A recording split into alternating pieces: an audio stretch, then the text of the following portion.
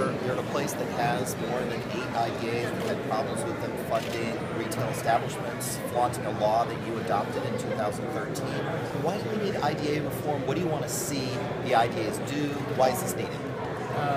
This has been an ongoing discussion for many, many years. IDAs are fundamentally a good idea. It's about economic development, about increasing the number of jobs and growth, and we're all in favor of that. But we're also in favor of efficiency and accountability, right? These are tax dollars at the end of the day. These are taxpayers' money. I want to make sure the taxpayers are getting the best bang for the buck. I think a lot of the practices of IDAs are not the most efficient and effective. So we've been trying to reform, not the purpose, I agree with the purpose. I just think they can be more accountable, more transparent, and more effective. And that's what these reforms are all about. Governor, going back to criminal justice, I'm sure you saw Commissioner Bratton testify before the Senate committee yesterday. A couple points I'd like to get your reaction to. Number one, he said he doesn't want more oversight. Number two, he said in terms of bulletproof glass, it actually is not totally feasible, so does that essentially kill that bill? And finally, raising it to the level of a felony for resisting arrest.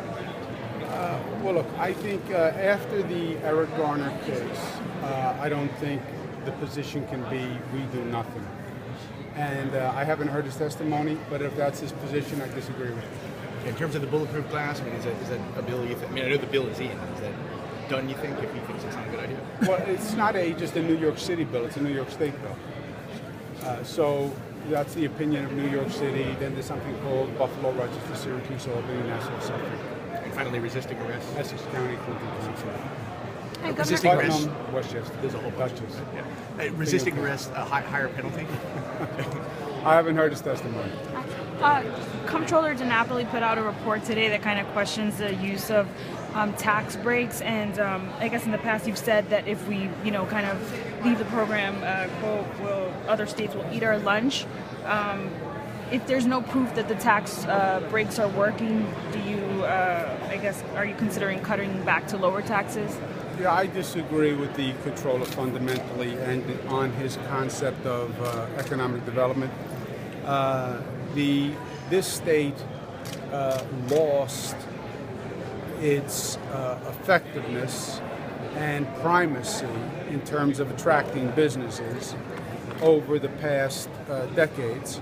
And we've come a long way in the past 4 years in actually reversing that and bringing jobs back to New York.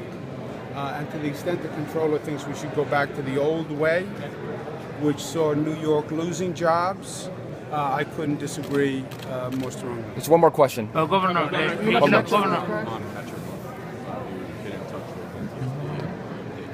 I have been in touch with MTA and the authorities have been working on that case ever since the tragedy. I haven't spoken directly to NTSB.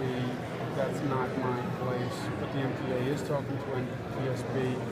We're working with them fully and cooperatively in reviewing what happened. They're looking at the electronic devices, the electronic recorders, they're looking at the evidence, and we're looking forward to see what they say the cause was. From my point of view, if there was any mistake or error on the MTA's part, we want to know about it. If there was something that we could learn from here, we would want to know about it. Obviously, this was a terrible, terrible, disturbing, sad tragedy. And if there's any good that can come from it, certainly I would want to do that. I was at the site, and I'm telling you, it was as sad and tragic as anything that I have seen, and I have seen a lot. When you hear about who the people were and their families and their stories, it makes it even worse. When you learn about the personalities. So if there's anything to learn, we should learn from it. And in the meantime, we should pray for those families, pray for those children who lost their parents. I lost my father several weeks ago, and we had noticed. He was an older man, and I had a chance to spend a lot of time with him and talk to him.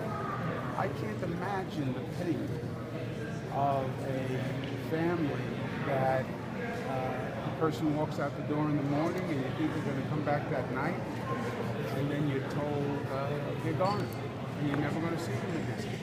And you didn't have a chance to say goodbye, you didn't have a chance to make it right, you didn't have a chance to hug. I mean, it has to be unbearable.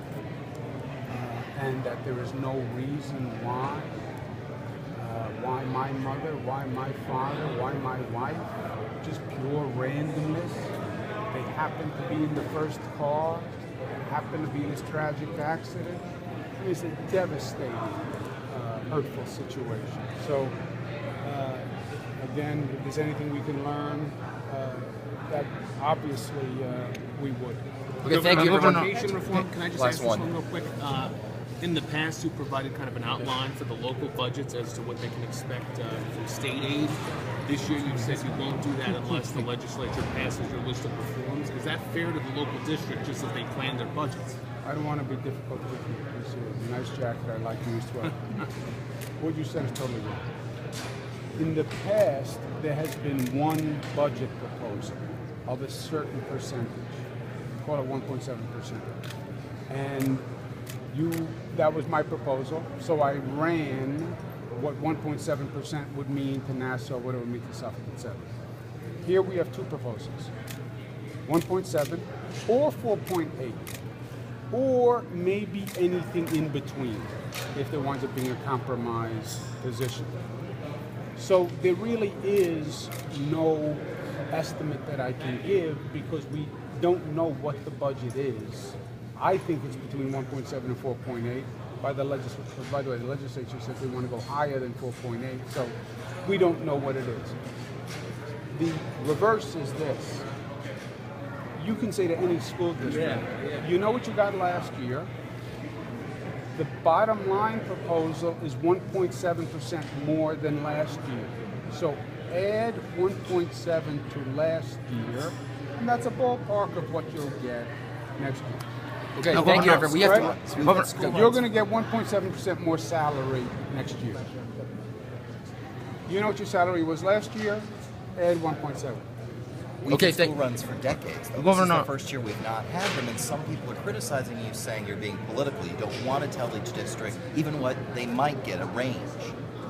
Because the range is too broad. The range is from 1.7 to 4.8. How do you do that run? Run every number between 1.7 and 4.8? Or if that's what they want to do, take your budget from last year and add 1.7, 1.8, 1.9, 2, 2, 1.